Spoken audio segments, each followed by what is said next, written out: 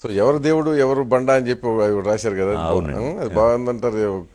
చాలా మంచి పీస్ అండి అది. అంటే భక్తులు ఆస్తికులు కూడా మెచ్చుకునే పాయింట్.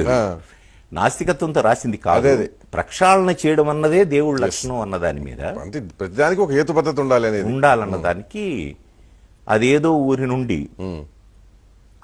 ఊరి నుండి మహాశిల్పి వచ్చాడు, మరేదో ఊరి నుండి పెద్ద బండ తెచ్చాడు, 6 అడుగులు కొలత పెట్టి బండను ఖండించాడు, మిగిలిన 3 అడుగుల ముక్కను పక్కకు తోసేశాడు. 6 అడుగుల బండేమో విగ్రహమై వెలిసింది, 3 అడుగుల ముక్క బండ చాకిరేవు చేరింది.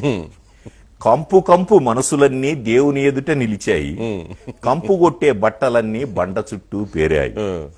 గొంతెమ్మ కోర్కెల గొంతులన్నీ తీర్థంతో తడిశాయి, మురికి మరకల బట్టలన్నీ నీటిలో ములిగాయి.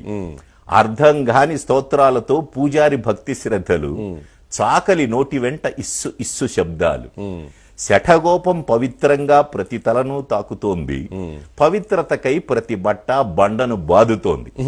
కడకు గుడి నుండి మనసులన్నీ కంపుతోనే వెళ్ళాయి, రేవు నుండి బట్టలన్నీ ఇంపుగా వెళ్ళాయి. గుడిలోని దేవుడా, రేవులోని బండ, ఎవరు దేవుడు ఎవరు బండ?